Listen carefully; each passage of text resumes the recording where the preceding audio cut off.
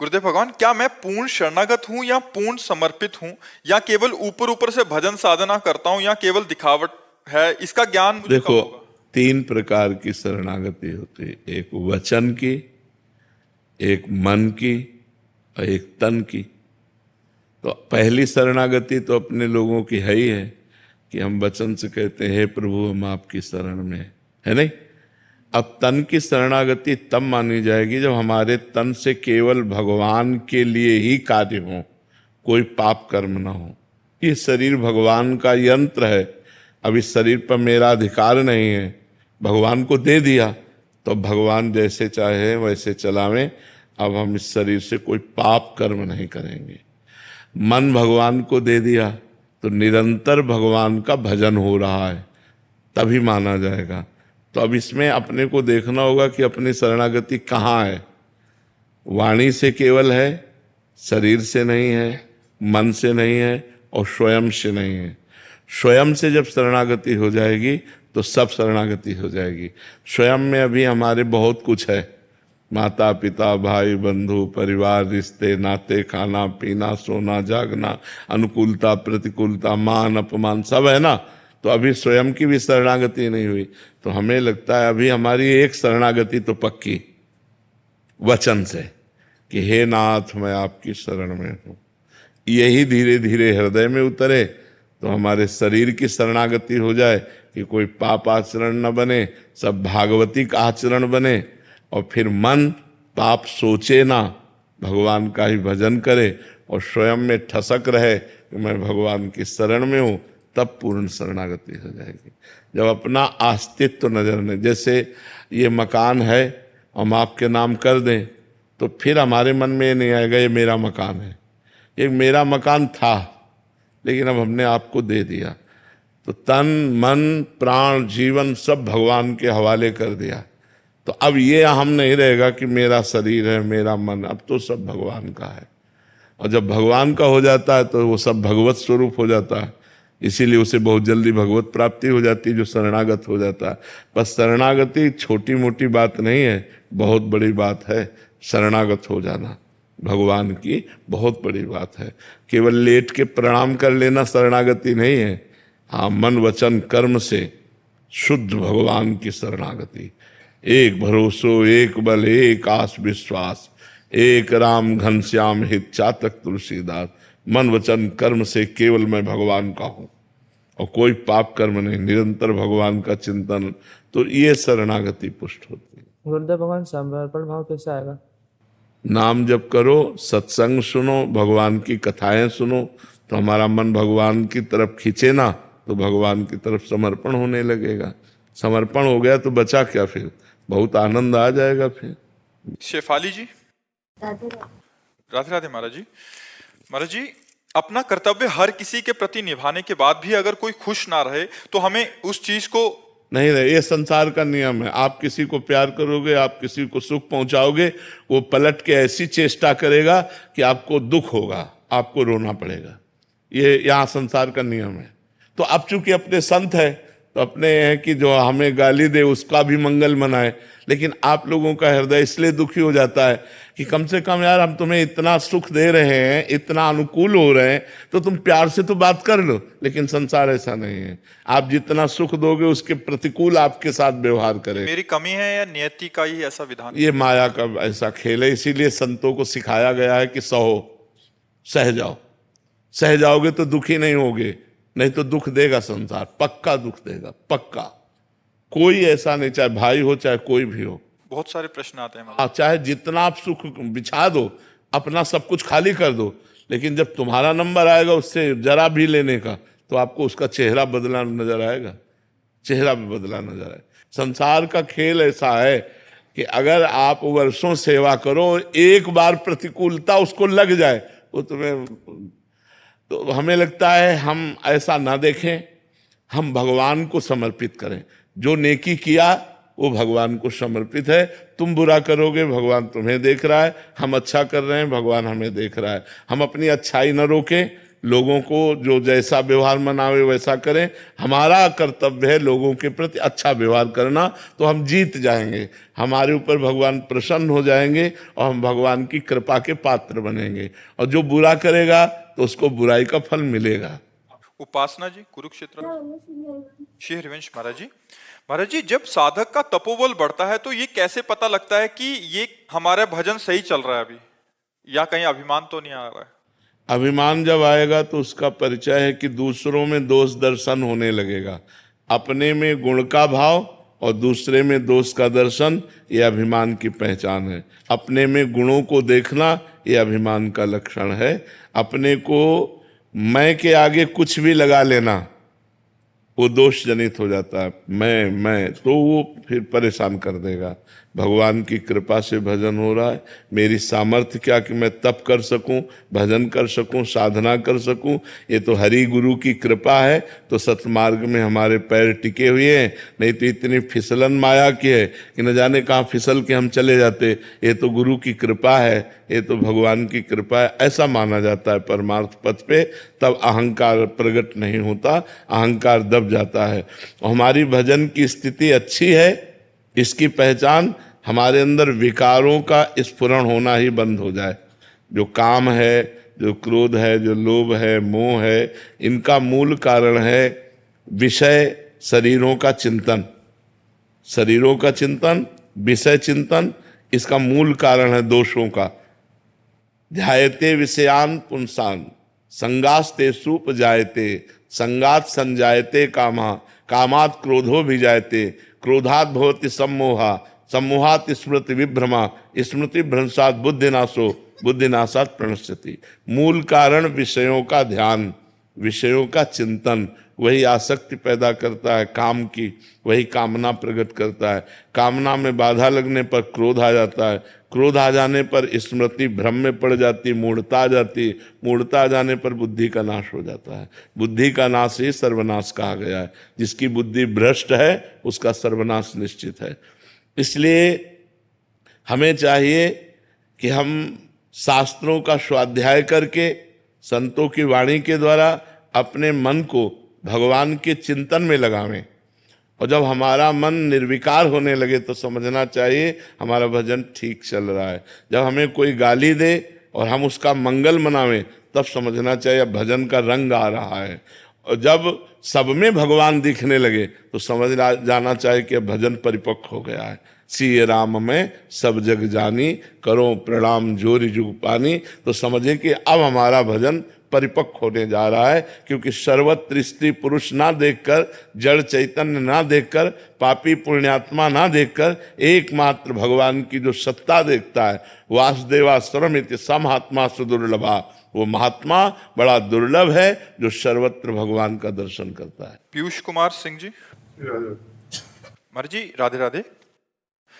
महाराज जी, मेरा पुत्र भगवान एवं पूजनीय महानुभावों के आशीर्वाद तथा डॉक्टर के प्रयासों से ब्लड कैंसर की बीमारी तथा काल के मुख से बाहर निकल आया है, लेकिन मेरे अंदर का भय नहीं जा रहा, कहीं पुण्य ना हो जाए। और जो माता पिता का भी ध्यान तभी रिसेंट हुआ तो कह रहे हैं कि जो सामाजिक रिश्तों का बिछोह है उसका दर्द और व्याकुलता से इससे कैसे बाहर आया जाए। पहली बात तो हमें समझना होगा कि हम जिस लोक में रह रहे हैं इसका नाम क्या है? मृत्यु लोक। यहां सब मरेंगे, कोई भी हो, सबका प्रश्न एक ही है। सबके प्रियजन मरते हैं, प्रियजनों का वियोग होता है, चाहे वो कोई रिश्तेदार हो, चाहे वो सगा संबंधी हो, चाहे खुद का शरीर हो, इससे भी वियोग होगा। अगर वियोग का समय आ गया है तो किसी भी डॉक्टर की ताकत नहीं कि बचा सके। उसी तिथि को मरेगा, उसी मिनट में मरेगा, उसी सेकंड में मरेगा, जो पहले से निश्चित है। हमें चिंता नहीं करनी। आपके प्रयास से या डॉक्टर के प्रयास से मृत्यु की तिथि और मृत्यु के समय को टाला नहीं जा सकता। कोई कितना भी सिद्ध डॉक्टर हो, मृत्यु के समय को नहीं टाल सकता। जो विधना ने लिख दिया छठी राव के अंक, राई घटे न तिल बढ़े, रहुरे जीव निशंक। चिंता क्यों करते हो? जब जाना है तभी जाना है, और जब तक जाना नहीं है तो कोई हमें मार नहीं सकता। और जब जाना है तो हमें कोई रोक नहीं सकता है, पक्का विधान समझ लो, तो निर्भय हो जाओगे। अधिक प्रियता के कारण लगता है कि इस समय तो बच गया, कहीं पुनः कैंसर ना प्रकट हो जाए, कहीं पुनः ऐसा, वो हमारा अधिक प्रेम होता है। हम यहाँ सबसे प्रेम करते हैं, जिसको सांसारिक भाषा में राग कहते हैं, मोह कहते हैं, हम उसे भागवतिक शब्द में प्रेम कहते हैं। शरीरों का अधिक लगाव हो जाने के कारण हम मृत्यु से भयभीत हो जाते, चाहे अपने शरीर चाहे अपने प्रियजनों के। अधिक प्रीति मन भा संदेहा, तो लगता कहीं ऐसा ना हो जाए, कहीं ऐसा ना हो जाए, तो हमें लगता है निश्चिंत रहना चाहिए। जिस दिन जाना उस दिन आप रोक नहीं सकते, और जिस दिन नहीं जाना जब, तो आप मिटा नहीं सकते। कितना प्रहलाद जी के मारने का उनके पिता हिरण्यकश्यप ने ही कितना प्रयास किया, बाल बांका नहीं हुआ। तो हमें लगता है पुत्र को भी नाम जपवाओ और आप भी नाम जप करो और निश्चिंत होकर के रहो, बिल्कुल डरो मत। जब जहां जो होना है वो हो के रहेगा। सुनो भरत भावी प्रबल, बिलख कहो मुनिनाथ, हानि लाभ जीवन मरण जस अपजस विधि हाथ। वो हमारे तुम्हारे हाथ में नहीं, किसी के हाथ में नहीं, विधि हाथ। हानि लाभ जीवन मरण जस अपजस विधि हाथ। निश्चिंत रहो, नाम जप करो, और ये ध्यान रखो कि इस लोक का नाम है मृत्यु लोक, या हम सब मरेंगे। हमारी सबकी एक तिथि है, तारीख है, समय है, दिन है, हमें पता नहीं, पर हमें जाना पड़ेगा यहाँ से। जाने के लिए जो तैयार है वही बुद्धिमान है, जो यहाँ तैयारी नहीं कर पा रहे वही पछता कर जाएंगे। तैयारी क्या है? भगवान का नाम जप करना, परोपकार करना, तीर्थयाटन करना, दूसरे का हित कर देना और निरंतर नाम जप करना, तो ये तैयारी है। यहाँ से जाना, यहाँ कुछ अपना नहीं, ना कुछ हमारे साथ जाएगा, ना कोई हमारे साथ जाएगा। दुनिया में लाखों का मेला जुड़ा, हंसा जब जब उड़ा तो अकेला उड़ा। अकेले जाना है, अपने कर्मों का हिसाब भोगना है। इसलिए नाम जप करो, अपने कर्तव्य का पालन करो और निश्चिंत रहो। तुम्हारा पिता का कर्तव्य है तो तुम पिता रूप से पुत्र की पूरी व्यवस्था करो, इसके बाद भगवान के ऊपर छोड़कर निश्चिंत हो जाओ, चिंता मत करो। महक जी मुंबई से। राधे राधे महाराज जी। महाराज जी कहते हैं जो होता है अच्छे के लिए होता है, पर महाराज जी अच्छे लोगों के साथ बुरा और बुरे लोगों के साथ अच्छा होता है, ऐसा क्यों देखा जाता? हाँ, ऐसा थोड़ी देर के लिए दिखाई दे सकता है, हम आपकी बात मानते हैं। इसलिए दिखाई दे सकता है कि जो बुरा कर्म कर रहा है वो अभी कर रहा है वर्तमान में, लेकिन पीछे उसने जो अच्छा कर्म किया वो इस समय वो उसको फल दे रहा है, तो बुराई में भी वो उन्नति को प्राप्त हो रहा है। और एक अभी अच्छा कर्म कर रहा है लेकिन पीछे उसने बुरा किया, तो बुरे कर्म का फल आया दुख।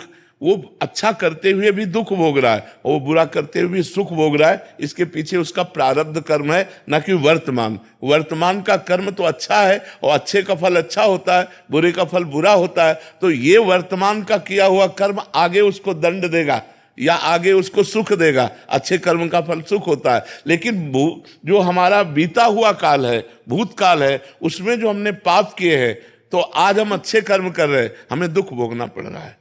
वो वर्तमान में पाप कर्म कर रहा है लेकिन वो उन्नति को प्राप्त हो रहा है, क्योंकि पीछे अच्छा कर्म था, वो अच्छा कर्म उसके ऊपर इस समय कृपालु बना हुआ है और उसकी उन्नति हो रही है। लेकिन परिणाम में अच्छे कर्म वाला सुख को प्राप्त होगा, बुरे कर्म वाला दुख को प्राप्त होगा। वर्तमान में बदला दिखाई दे सकता है, दृश्य अलग अलग, कि देखो बुरा कर रहा है, कार में चल रहा है, और धर्म से चल रहा है तो साइकिल भी सही नहीं है, ऐसा हो सकता है। लेकिन परिणाम में बुरा करने वाले का नाश होगा और अच्छा करने वाला उन्नति को प्राप्त होगा। अंतरा जी। श्री हरिवंश महाराज जी आप जैसा बोलते हैं कि अपनी राधा नाम की अटैची रेडी रखो और इस माया जाल से निकलो और ठसक लाओ भगवत प्राप्ति की। आपकी कृपा से ठसक तो बनी है, पर इस ठसक में और आगे प्रगति कैसे करें महाराज जी, और ठसक पूरी हो? निरंतर सुमिरन, संसार का चिंतन छूटे और प्रभु का निरंतर चिंतन हो, इसी से सब सद्गुण आ जाएंगे। संसार के चिंतन से ही सारे दुर्गुण आते हैं और परमात्मा के चिंतन से ही सारे सद्गुण आते हैं। तो हमारा संसार का चिंतन छूटे और प्रभु का चिंतन हो। नाम जितना जपोगे उतने ही आपके अंदर दिव्यता आएगी, उतना ही आनंद आएगा, उतनी ही गंदी बातें नष्ट हो जाएंगी। दुर्वासना मम सदा परिकर्षयन्ति, जो हमारे अंदर दुर्वासना खींचती है, शरीर आकर्षण, भोगाकर्षण, रूपेक आकर्षण, मान सम्मान, ये चकाचौंध संसार की, ये मायाकृत है, ये सत्य नहीं है, अंत में तुम्हारे साथ जाने वाली नहीं है। तो हम निरंतर भगवान का चिंतन करने का अभ्यास करें। राधा राधा कृष्ण कृष्ण वाहेगुरु वाहेगुरु। जो जहाँ जहाँ जुड़ा हुआ है वो अपने गुरुदेव के द्वारा दिए हुए नाम का खूब जप करे, उसी से सब स्थिति आ जाती है। ममता शर्मा जी। महाराज जी, हम आपको 5 सालों से सुन रहे हैं, जीवन में बहुत सुधार आया है, बच्चों पर आपकी बहुत कृपा हुई है, बच्चे आपसे दीक्षित भी हैं। महाराज जी, हम पति पत्नी रामानंद संप्रदाय से दीक्षित हैं और बच्चे आपसे दीक्षित हैं। महाराज जी, मेरा प्रश्न है कि यदि हम घर पर 12 घंटे या 24 घंटे का नाम संकीर्तन करते हैं तो किस नाम का करें? बच्चे राधा नाम का बोलते हैं, हम महामंत्र का बोलते हैं, तो महाराज जी राम जी भी प्रसन्न हो जाए, श्री जी भी प्रसन्न हो जाए, इसके लिए क्या करें? देखो, अगर महामंत्र का करते हो तो राधा नाम है, और राधा नाम का करते हो तो महामंत्र है, कोई अंतर नहीं है। जिसमें ज्यादा रुचि लग जाए वही कीर्तन कर लेना। बच्चों को राधा नाम बोलते हैं कि राधा नाम, तो हमें लगता है आप अपने मन को दबाकर बच्चों की उसमें, जिससे बच्चों की प्रीति ज्यादा बढ़े, क्योंकि आपकी तो भक्ति परिपक्व है, अभी उनकी नई भक्ति है, तो उनकी भक्ति पुष्ट हो जाए, अपने को ऐसा करना चाहिए। प्रतिभा शरद अग्रवाल जी, दिल्ली से। राधे राधे महाराज जी। महाराज जी, आप कह रहे हैं कि आपके शरीर के 2 पुत्र थे, उनका देहांत हो गया महाराज जी, फिर मन बहुत विचलित हुआ, आपकी सत्संग ने संभाला महाराज जी। बट ये कह रहे हैं कि एक बच्चे की जब तबीयत खराब थी तो पिता तो असंभव इलाज भी कराना का यत्न कर रहे थे, पर मेरी आशा थी कि इसका शरीर इतना कष्ट हो रहा है तो पूरा हो जाए। तो महाराज जी, मेरे अंदर ऐसा भाव आया और उसका शरीर पूरा हो गया। ऐसा आपके भाव से नहीं पूरा हुआ, पूरा होना ही था, इसीलिए ऐसा भाव आया, पूरा होना था ऐसा भाव आया। ऐसा कोई आप सिद्ध तो है नहीं, और बड़े बड़े सिद्ध पुरुष भी चाहे कि मर जाए तो थोड़ी मरेगा। वशिष्ठ जी कह रहे हैं भरत जी से, सुनो भरत भावी प्रबल, बिलख कहो मुनिनाथ, हानि लाभ जीवन मरण जस अपजस विधान। वो किसी के हाथ में नहीं, वो विधान है, कब कहाँ कैसे शरीर पूरा होगा। हो सकता है कि हमारे मन में वो बात आवे और सामने हो जाए, तो वो होनी थी इसलिए हमारे मन में बात आई, हमारे मन में बात आई वो हो गया ऐसा नहीं, वो होना था इसलिए हमारे मन में संकेत आ गया। क्योंकि माँ हो तो उसको ऐसा ना सोचो कि आपने सोचा और ऐसा गलत हो गया, ऐसा नहीं। महाराज जी, सदा तो श्री जी से यही प्रार्थना करते थे कि रक्षा करो, कृपा करो, अपने शरण में रखो, बट ऐसी परिस्थितियों में कुबुद्धि सी हो गई। नहीं, अब जब जाना जिसको है उसको कोई रोक नहीं सकता, और जिसे नहीं जाना है तो आप प्रार्थना भी मत करो, वो बना रहेगा। जो हमारी अवधि है, जितने मिनट, जितने सेकंड, जितने घड़ी हमको जीना है, उतनी घड़ी हम जिएंगे, कोई न कोई कारण लग जाएगा, हमारा शरीर पूरा हो जाएगा। तो हमको इसमें दुखी नहीं होना, क्योंकि इसका नाम मृत्यु लोक है। यहाँ सबके शरीर छूटने हैं, किसी का आज छूटा, किसी का कल छूटा। हाँ, क्या करके जा रहे हो, खास बात यह है, आप जा तो रहे हो संसार से, पर क्या करके जा रहे हो? मालिक का नाम लेके जा रहे हो, परोपकार करके जा रहे हो, अच्छे आचरण करके जा रहे हो, तो आपकी उन्नति हो गई। और अगर ऐसे जीवन बर्बाद करके नष्ट हो गया और शरीर छूट गया, तो मनुष्य जीवन जो दुर्लभ कहा गया है, उसकी दुर्लभता का लाभ नहीं ले पाए। श्री हरिवंश महाराज जी। महाराज जी, मैंने कुछ ही दिन पहले कॉलेज जाना शुरू किया है। वहां जब मैं अपने सहपाठियों से बात करती हूं तो वो हमेशा लड़कों और अपने बॉयफ्रेंड्स की ही बात करते हैं, जिसकी वजह से मुझे उनसे बात करना अच्छा नहीं लगता। जब बात नहीं करती तो अहंकारी कहते हैं। हाँ, वो अहंकारी ठीक है, लेकिन बात करना ठीक नहीं। अहंकारी को हमको कहें या हमको बेवकूफ़ कहें या पुराने ज़माने की कहें, ये बात ठीक है, लेकिन हमको ऐसे बच्चों से बात नहीं करनी जो हमारे अंदर गंदी बातें डालें, जो गंदे संस्कार डालें, जो गंदे मार्ग में बढ़ने के लिए कहें। मित्र वही होता है जो अच्छे मार्ग में बढ़ावे, कुपंथ का त्याग कराकर सुपंथ में चलावे, उसे मित्र कहते हैं। बिल्कुल आप अपने को सुरक्षित रखिए। देखो, जब तक आप पढ़ाई में हो, जब तक आप अपने जीवन को किसी पद पर, किसी उन्नति पर ना, तब तक मनोरंजन में मत लगो। ये जो देह का गलत संबंध है, ये तुम्हारे मन को इतनी जल्दी खींच लेगा कि फिर पढ़ाई में भी मन नहीं लगेगा, आपको अपने मम्मी पापा की आज्ञा का पालन करने का मन नहीं लगेगा, धीरे धीरे आप व्यसन में उतर जाएंगी, धीरे धीरे आप गंदे आचरणों में उतर जाएंगी। तो जो आप हमारे देश में आकर के कोई उन्नति करने वाली थी वो आपसे नहीं फिर हो पाएगी। देखो हमारे देश में आजकल माताओं बहनों का बहुत बड़ा स्थान है, राष्ट्रपति भी हमारे देश की देवी ही है। तो ऐसा नहीं कि बच्चियां, देखो बच्चियां जाकर बॉर्डर में राइफल गन लिए हुए गोली खाने के लिए तैयार है, कभी भी कहीं से भी गोली आ सकती है, लेकिन हमारी बच्चियों में कोई कमी, वो पूरे। पर अगर हम स्कूल पीरियड में ही अपने मन को विभाजित कर देंगे व्यसन में, व्यभिचार में, ये गंदी बातों में, तो हम आगे उन्नति कैसे प्राप्त कर पाएंगे। अभी हम बच्चे हैं, जब आप बॉयफ्रेंड बनाओगे, जब आप गलत विचारों में फंसोगे तो एक दूसरे के विचारों का आकर्षण होगा और वो तुम्हारे चिंतन पर दबाव डालेगा, चाहे वो कामासक्त करके, चाहे वो काम क्रीड़ा के बाद का दबाव। वो दबाव आपको धीरे धीरे व्यसन की तरफ ले जाएगा और व्यसन का दबाव पतन की तरफ ले जाएगा। देखो बच्चा बोला ना कि हम जब स्कूल में जाने की, तो स्कूल के हमारे मित्र हमको ऐसा, और अगर हम वैसा नहीं चलते तो हमें अहंकारी। तो अब इस बच्चे से पूछो कि तुम्हारे संग में कितने ऐसे हैं जो तुम्हारा साथ देने वाले हैं? कोई साथ नहीं देगा, उपहास और करेगा। हमारे परिवार हो, हम आपको सुधारने के लिए प्रेरणा करते हैं कि आप ऐसे आचरणों से यदि युक्त रहेंगे तो आध्यात्मिक और आधुनिक दोनों उन्नतियां आपके पतन की तरफ चली जाएंगी। अगर आप संयम से रहेंगे तो आप आधुनिक और आध्यात्मिक दोनों उन्नति को प्राप्त हो सकते हैं। तो आप बच्चा अपनी स्थिति में रहिएगा, किसी के चक्कर में मत पड़िएगा। कोई अहंकारी कहे या कोई पुराने जमाने की कहे या कोई बेवकूफ कहे, हमको इन बातों से लेना देना नहीं। हमें धर्म से चलना है, पवित्र होकर चलना है। आयुषी मिश्रा जी, मथुरा से। राधे राधे महाराज जी। महाराज जी, मैं भगवान हनुमान जी को इष्ट मानती हूँ एवं सीताराम जी का जप करती हूँ, परंतु मुझे कृष्ण भगवान और दुर्गा माता से भी प्रेम है। देखो अभी प्रेम नहीं है, बात समझो, अभी प्रेम नहीं है, अभी उपासना और साधना चल रही है। तो जिधर देखो उधर अपने ही प्रभु हैं। दुर्गा जी में देखो तो अपने प्रभु दिखाई देते हैं कि माँ है, भगवान शंकर में देखो तो पिता है, गणेश जी में देखो तो बप्पा है। जहां देखो अपने ही प्रभु दिखाई दे रहा है, लेकिन इसे प्रेम नहीं कहते।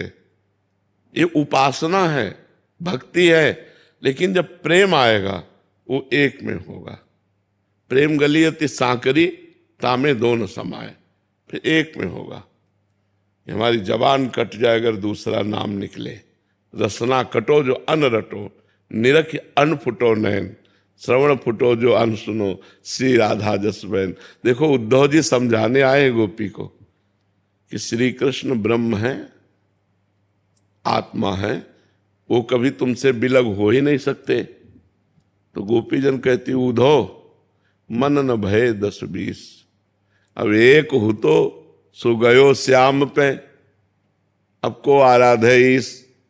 एक मन था वो श्याम सुंदर ने चुरा लिया, अब तुम ये ब्रह्म ज्ञान कह रहे हो, कौन तुम्हारा ब्रह्म ज्ञान सुने? तुम किसी और को सुनाओ जाकर। नाहिन रहो हियमा ठौर, नंद नंदन अछत वानिए को।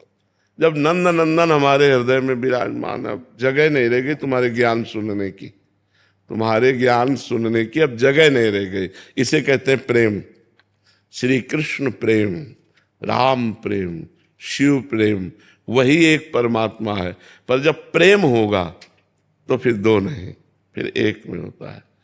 जैसे भगवती अम्बा पार्वती जी भगवान शिव के लिए तपस्या कर रही, तो सप्त ऋषि जन आते हैं, पूछते हैं कि देवी आप किस लिए इतनी कठोर तपस्या कर रही? सूखा बिल्व पत्र खा के, सूखा बिल्व पत्र एक ऐसे पाके तपस्या करते थे। अपर्णा नाम पड़ा तभी माता जी का। तो उन्होंने कहा भगवान शंकर को पति रूप में प्राप्त करने, न मकान है, न ऐश्वर्य है, न वैभव, चिता की भस्म लगाते हैं, बरगद के नीचे रहते, ऐसे वर्णन करने लगे क्योंकि उनको परीक्षा लेनी थी। हम तुम्हें ऐसा दूल्हा दिलाते हैं जो त्रिभुवन पति है, भगवान श्री हरि। तो माता जी ने क्या कहा था? माता जी ने कहा महादेव अवगुण भवन और विष्णु सकल गुण खान। माना आपकी बात, लेकिन जही कर मन जही सन रमे ते ही सन काम। कोटि जन्म लग रगर हमारी बरऊं सम्मुनत रहूं कुमारी। करोड़ जन्मों तक मैं जन्मूंगी और हर जन्म तपस्या करूंगी और यही मांगू कि भगवान शिव हमारे पति हो। कोटि जन्म लग रगर हमारी बरऊं सम्मुनता रहूं कुमारी। अब वरण करूंगी तो शिव को ही, नहीं तो कुंवारी शरीर त्याग दूंगी और फिर भजन करूंगी, फिर भगवान शिव को प्राप्त। ये है प्रेम कि दिखा रहे कि विष्णु से कोटि जन्म लग रगर हमारी भरों सम्मुनत रहूं कुमारी। तो जब प्रेम आएगा वो एक में हो जाता है, और जब तक प्रेम नहीं आता तब तक साधना होती है। और साधना में सब होता है, हनुमान जी, राम जी, सीता जी, श्याम जी, कृष्ण जी, मतलब विविध प्रकार। आप देखो घर में पूरे सब देवता मिलेंगे नहीं मिलेंगे, लेकिन जब प्रेम की उपासना आएगी तब उसमें एक हो जाता है, समिट जाता है। समिटे सो आशिक फैले सो जमाना, वो समिट जाता है प्रेम में। फिर दूसरी तरफ नेत्र उठते ही नहीं। भगवान वो स्थिति कब आती? करती रहो, नाम जप करते रहो, नाम जप करती रहो, यही साधना करती रहो। जब हम शुरुआत किए थे ना, तो इतनी चालीसा पाठ करते थे, हनुमान चालीसा, शिव चालीसा, ये चालीसा, वो चालीसा, ये पाठ, वो पाठ। धीरे धीरे धीरे धीरे धीरे धीरे वो आगे बढ़ा जाता है। अब ककाहरे ना आवे तो डिग्री कहाँ से पा लेगा? ककाहरा सही ढंग से आवे तो धीरे धीरे फिर वो डिग्री तक पहुंच जाएगा। तो हमें साधना यहाँ से शुरू करनी, आगे भगवान खुद रास्ता दे देंगे। सही चल रहे हो, कोई गलत नहीं है, पर धीरे धीरे प्रेम की जब बात आएगी तो प्रेम गलियति सांकरी तामे दो न समाए, उसमें एक ही निश्चय हो जाता है, शिव तो बस शिव शिव शिव। अब नरक मिले चाहे स्वर्ग, हम इसकी परवाह नहीं। अब मैं शिव को नहीं छोड़ सकता। राम तो राम राम राम, बने तो रघुवर ते बने, बिगड़े तो भरपूर, तुलसी और अंते बने, ताबन में पे धूर। ये मतलब ये प्रेम का विषय है। राधे राधे महाराज जी। महाराज जी आपके चरणों में कोटि कोटि प्रणाम। महाराज जी मैं इंग्लैंड में 20 साल से रह रहा हूं और आपकी इतनी वीडियो देखी कि आपसे मिलने चला है महाराज जी। महाराज जी मेरे मन में बहुत से गलत ख्याल आते हैं जब भी जप करता हूं या पाठ करता हूं। अगर मन लग भी जाए तो पारिवारिक में पत्नी जी कहती हैं मतलब बड़ा ब्रह्मचारी बन रहा है, अभी बैठ के भजन कीर्तन कर रहा है। महाराज जी फिर सब कुछ बंद हो जाता है, फिर नाम जप भी नहीं चलता। तो ऐसे महाराज जी सही रास्ता बताएं क्या? रोल करना, रोल अभिनय। पत्नी के साथ पति का जैसा अभिनय चाहिए वैसा ही करो, नहीं देखो उत्तर मिला ना बड़ा, फिर वो गड़बड़ हो जाएगा। उसको लगना चाहिए कि आप उसके पति और आप पति धर्म का पालन कर रहे हैं। हंसना, बात करना, उसमें भी भगवान विराजमान है। और एक पति का जो कर्तव्य है अपनी पत्नी के प्रति, उसका निर्वाह करना, अंदर ही अंदर नाम जप करना और बाहर व्यवहार संसार का करना। जो अंदर ख्याल आते हैं नाम जप के समय, वो हमारे जो मन में भरे हुए हैं वही आते हैं, नए नहीं आते। क्योंकि नया तो नाम जा रहा है। हम जब वाहेगुरु वाहेगुरु जप रहे हैं, सतनाम जप रहे हैं, तो हमारे अंदर जो गंदगी भरी हुई है माया की मन में, वो निकलती है। उस समय में घबराना नहीं चाहिए, उस समय में धैर्य पूर्वक और नाम जप करना चाहिए। और जब मन लग रहा है और उस समय सांसारिक कार्य है, तो आपको मन लगाए हुए ही सांसारिक कार्य करना है। जो घर गृहस्थी के कार्य, हंसना है तो हम बनावटी हंसी हंसे, किसी को ये नहीं लगना चाहिए। अब आप हर समय गंभीर ऐसे तो लगेगा ये तो सन्यासी हो जाएगा, ये तो संत बन जाएगा, हमारे काम का नहीं रहेगा। तो पत्नी फिर तुम्हें एक को भजन नहीं करने देगी, तो पत्नी लड़ेगी। तो हमें चाहिए कि पत्नी को भी प्रसन्न करना है, उसके सामने ऐसा अभिनय करना है कि मैं ऐसा कुछ नहीं कर रहा हूं। भजन एक प्रवीणता लाता है, मूर्खता थोड़ी लाता है। देखो प्रवीणता ही तो है, सबको आकर बैठ करके प्रश्न करते हो, उत्तर लेते हो। तो अगर भजन ना होता, भगवान की शरण में ना होते, तो ये प्रवीणता आती क्या? तो क्या तुम एक परिवार को नहीं संभाल सकते? भजन करने वाला लाखों को संभाल सकता है, तो क्या आप भजन करके अपने परिवार को नहीं संभाल सकते? तो यही चतुरता है। किस समय हमें कैसी बात करनी है। अब जैसे मान लो पत्नी आई, सुनो जी, नहीं अब हमसे बात मत करो, हम भजन कर रहे हैं, अब गड़बड़ हो जाएगा। हाँ हाँ बताओ, ऐसे प्यार से बात करो कि उसको लगना चाहिए कि हाँ ये नॉर्मल है। वो अगर देखेगी ये सीरियस हो रहे हैं भजन में, तो वो घबरा जाएगी कि ये तो बाबा जी बन जाएंगे, ये तो। वो तो बोलती है अगर भजन करोगे तो काम नहीं बन के आऊंगी मैं।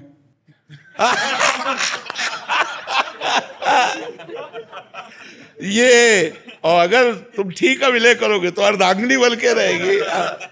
ठीक का उसने ठीक का ठीक का। शार्दुल पटेल जी अहमदाबाद से। राधे राधे महाराज जी, आपके चरणों में कोटि नमन। महाराज जी, मैं एक व्यापारी हूं और मेरा काम करना और व्यापार बढ़ाना अच्छा लगता है मुझे। उसमें कभी आगे से पैसा अटकता है तो हमारे व्यवहार भी ऊपर नीचे होता रहता है, तो क्या इसका हमें पाप लगता है या नहीं? व्यापार बढ़ाने में ऐसा लगता है कि ज्यादा लोगों को काम मिल रहा है, पर इस चक्कर में हमारा जो भजन मार्ग है वो छूटता है महाराज जी। तो क्या इसको बढ़ाने का अंदर उत्साह रखना चाहिए या रुक जाना चाहिए? नहीं, करना चाहिए, व्यापार करना चाहिए जो हमारे समाज के लिए, परिवार के लिए, हमारे खुद के जीवन के लिए आवश्यक है। वस्त्र, भोजन, अर्थ, विविध प्रकार की कार्य प्रणालियाँ, ये सब व्यापार, नौकरी, किसानी, जो जिसके भगवान ने आधार दिया है उसी के आधार से अर्थ आता है, अर्थ से व्यवस्था होती है। तो हमें कार्य करना है, लेकिन अधर्म युक्त नहीं, धर्मयुक्त। व्यापार करना है, उचित मुनाफा लेना है, क्योंकि उस मुनाफे के बिना व्यापार का महत्व क्या रहा। उचित मुनाफा लेना है, सही वस्तु देना है, सही तौल में देना है, बेईमानी नहीं करना है। खूब बढ़ाओ व्यापार, कोई परेशानी नहीं। अगर हम अधिक धन के लोभ में बेईमानी करने लगे, तौल में घाटा, वस्तु में अधिक मुनाफा लेकर, वो भी ठीक नहीं है। उचित मुनाफा, सही तौल, तो हमें लगता है व्यापार बढ़े, कोई परेशानी नहीं इसमें। भगवान नाम जितना आप जप पाए जपिए, नहीं उस व्यापार को भी भगवान की पूजा मानकर व्यापार रूपी कर्म को भगवान को समर्पित कर दीजिए। जब युद्ध रूपी कर्म भगवान की पूजा हो सकता है, तो व्यापार रूपी कर्म भगवान की पूजा क्यों नहीं हो सकती? भगवान की पूजा केवल अगरबत्ती, धूप बत्ती या आरती मात्र नहीं है। चराचर जगत में जो भी कर्म कर रहे हो वो सब भगवान की पूजा मान करके करो। जो जहाँ है, यदि आताताई है और समाज को दुख देने वाला है और आप सुरक्षा में खड़े हैं, आवश्यकता पड़ने पर आप गोली चला रहे, तो वही पूजा हो रही जो आरती हो रही, जो धूप बत्ती हो रही, अगरबत्ती हो रही, वही गोली चलाना हो रहा है। अर्जुन जी कह रहे हैं मैं युद्ध नहीं करूंगा, संन्यास लेके भजन करूंगा, और भगवान ने कहा माम मुनिस्मर युद्ध च, मेरा स्मरण करते हुए युद्ध करो, अत्यंत आवश्यक है, युद्ध रूपी पूजा से मैं प्रसन्न होऊंगा। तो हमें लगता है व्यापार बाधक नहीं, बेईमानी बाधक है। हम बेईमानी ना करें, व्यापार खूब अच्छे से बढ़ा करके करें, कोई परेशानी नहीं है। भगवान का नाम जप करें और व्यापार से आए हुए धन से दूसरों का भी हित होगा, परिवार का, समाज का, हमारे द्वारा हित हो। यही तो हमारे मनुष्य जीवन की सार्थकता है।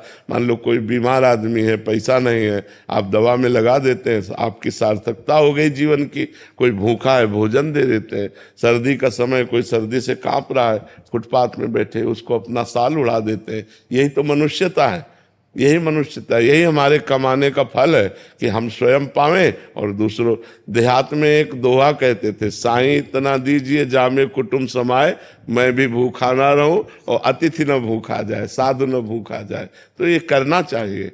व्यापार है, नौकरी है, सब कुछ करना चाहिए, पर भगवान को समर्पित करते हुए ईमानदारी से करें। तो आज हमारे समाज में ईमानदारी और धर्म का महत्व घटता जा रहा है। कोई भी काम है तो घूस चाहिए, बेईमानी से चाहे हो, चाहे छल कपट, ये सब ठीक नहीं। ईमानदारी से अगर हमें सरकार जो वेतन देती है, हम उसके अनुसार अपने परिवार को चलाएं, भले साइकिल से चलें, और धर्म से हम अपने पद का प्रयोग करें, तो भगवान की पूजा हो गई, वही भगवान की प्राप्ति का हेतु हो जाएगा। और अगर हम अधर्म से चलेंगे तो आज नहीं तो कल हमें पतन का रास्ता देखना पड़ेगा, पक्का देखना पड़ेगा। इसलिए कहीं भी किसी को भी अधर्म का पक्ष नहीं लेना चाहिए, धर्म का पक्ष लेना चाहिए। भीष्म और द्रोण जैसे महात्माओं ने जब अधर्म का पक्ष लिया तो भगवान ने उनको भी परास्त करवा दिया, नहीं करा दिया। अधर्म दुर्योधन का पक्ष लिया तो ऐसे महात्मा जो परम पवित्र, जिनका स्मरण करना मात्र पवित्र कर देता है, भीष्म जी, उनको 6 महीना बाणों की सैया पर सोना पड़ा। द्रोणाचार्य जी का गला उतरा दिया धृष्टद्युम्न से कह करके। तो हमें लगता है हम धर्म का पक्ष ले, नमक रोटी खाएं, धीरे धीरे वो बढ़ता जाए संपत्ति, वो अच्छी बात है। एकदम शॉर्टकट से बड़े आदमी बनने की कोशिश न करे, नहीं तो माया फिर गिरा देती है।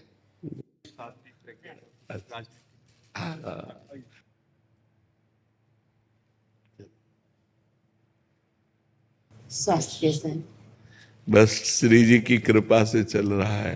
प्रभु कार्य कर रहे हैं। बस आप प्रभु कार्य कर रहे हैं, भगवान के ही बल से सब हो रहा है। अब हम मतलब आश्चर्य में बात यह है कि हम खुद देखते हैं कि शरीर में इतनी पीड़ा, शरीर इतनी परेशानियों से युक्त है, जिसकी किडनी खराब, फिर भी भगवान सेवा ले रहे हैं। कितनी कृपा है उनकी। निश्चित रूप से आप जो दर्शन दे रहे हैं, जो आपके प्रवचन हैं, लोग जहाँ आज विधर्मी जिस प्रकार से सब संक्रमण काल फैला रहे हैं, उसमें आपका ये दर्शन बहुत लाभ दे रहा है, देश को बहुत मजबूत कर रहा है। और मैं बस आज आपका स्वास्थ्य देखने आई हूँ, आपके दर्शन करने आई हूँ कि आप सिर्फ दर्शन देते रहें, आप कुछ बोलें ना बोलें, लेकिन दर्शन आपके इतना लाभ पहुंचा रहे हैं। मैं जो लड़के और संघर्ष करके नहीं कर पा रही हूँ, पर आपके दर्शन मात्र से जो ईश्वर आपसे करवा रहे हैं, बस प्रभु की कृपा आप पर, भगवान ही करवा रहे हैं। और आप सबका आशीर्वाद, क्योंकि हम देखते हैं कि संतों के पास जब कोई जाता है तो आशीर्वाद मांगता है, लेकिन ये स्थान ऐसा है, यहाँ आशीर्वाद देते हैं।